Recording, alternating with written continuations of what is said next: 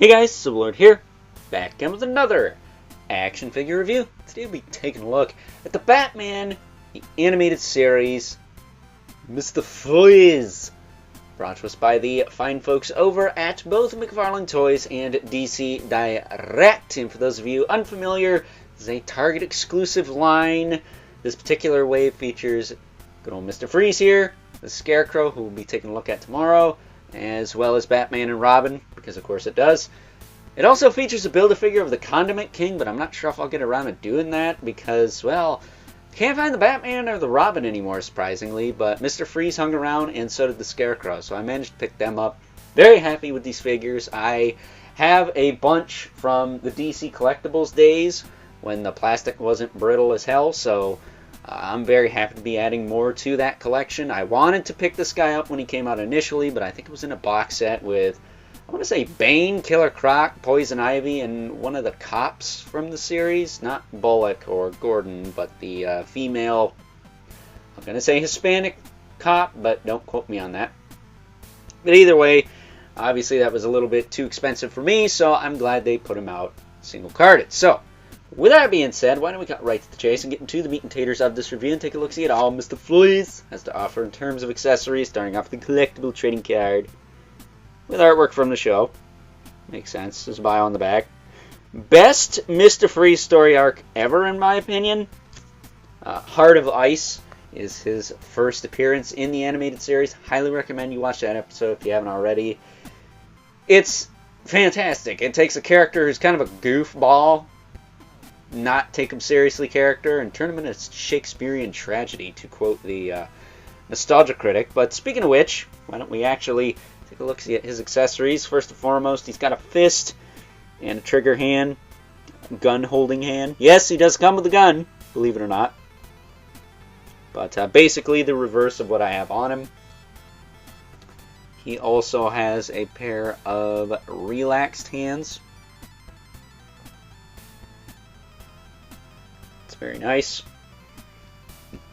He's got a pair of grip hands. These are like C-grip hands.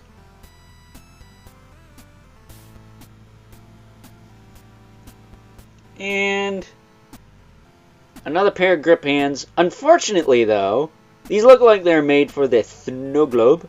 He does not come with that, or at least I didn't find it in the box when I got this figure. So that kind of sucks. He does come with his backpack, which I think comes packaged on him. It's just got this little peg here.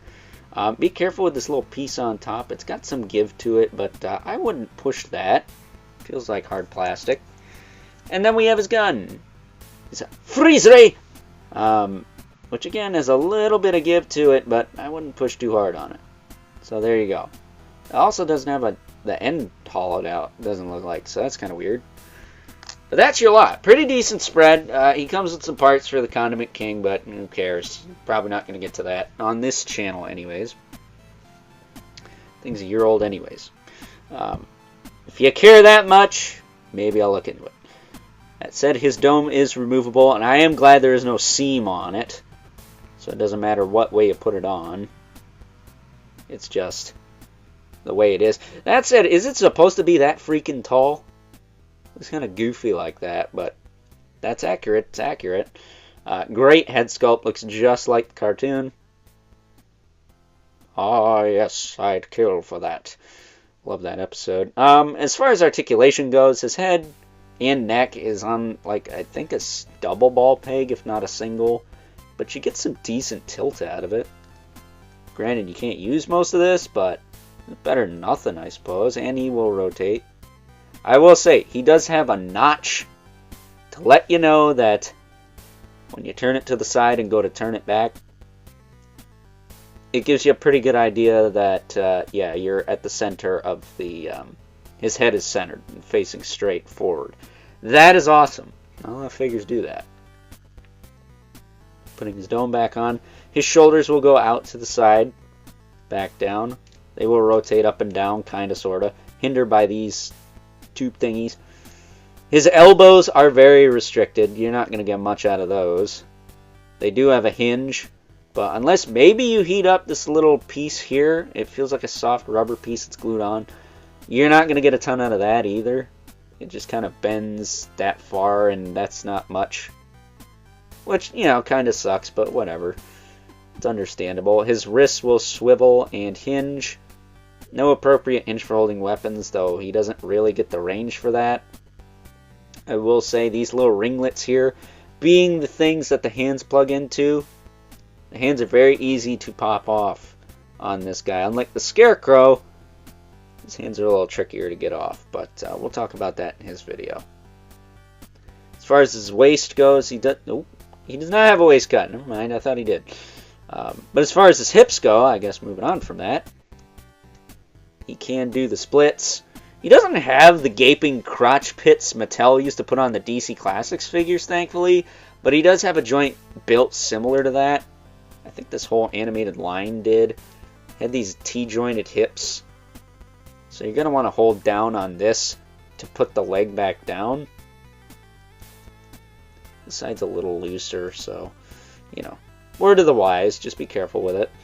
His hips will kick forward about that far. They'll kick back a little bit. No thigh cut to speak of. He's got a single knee. That works fine. He's got a boot swivel, which is nice and hidden. And he has a hinge in the foot, which doesn't give you a lot. It gives you a lot forward. It actually gives you a decent amount back. Does this one give you further back?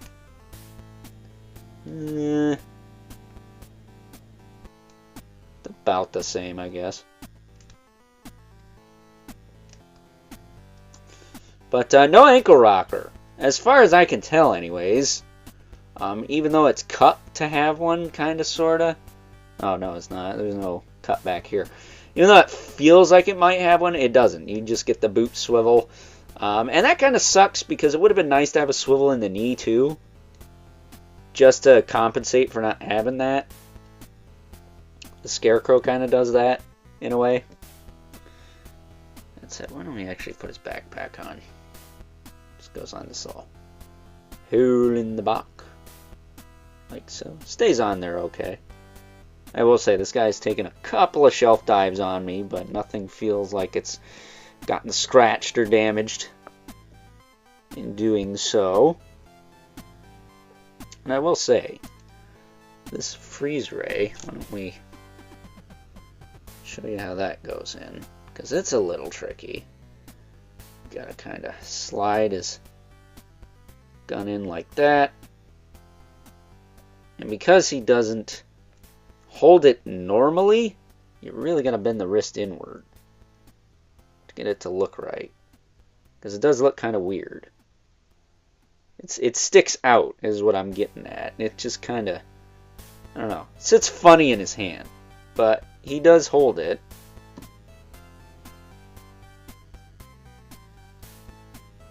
And he's not going to take up a ton of space on the shelf, thankfully. Despite the fact he is kind of tall, but it's because he's wearing an armored suit.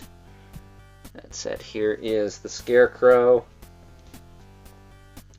Out his scythe, just to be convenient. And for those of you who are kind of, you know, sick of me doing the 2-clip reviews, want more size comparisons, here's the juice box.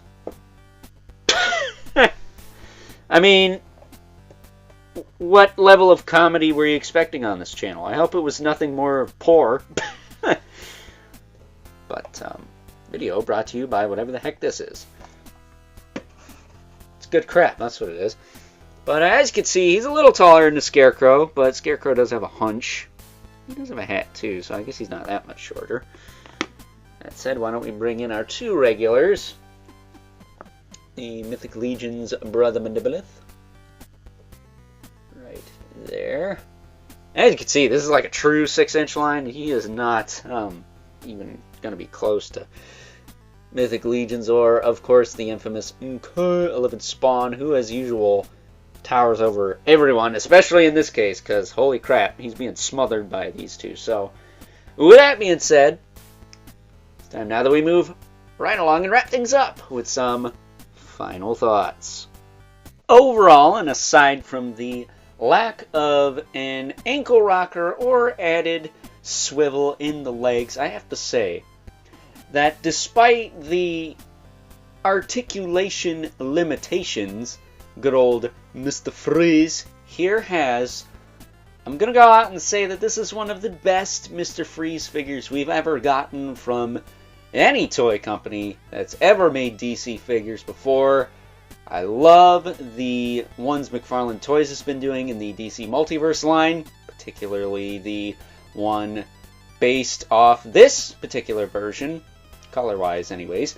And I love my old Mattel DC Classics, DC Superheroes, whatever you want to call it, version from back in the day. But when it comes to interpretations of this particular character from the Batman mythos, the animated series has always been, I think, the best as far as story art goes, and one of the coolest as far as character design goes. That said, the Batman version of Mr. Freeze from, what, like 2004 or whatever, that's a really cool version too if you're into something different for the character. So with that being said, I hope you guys enjoyed this review, and until next time, I'll catch you guys later.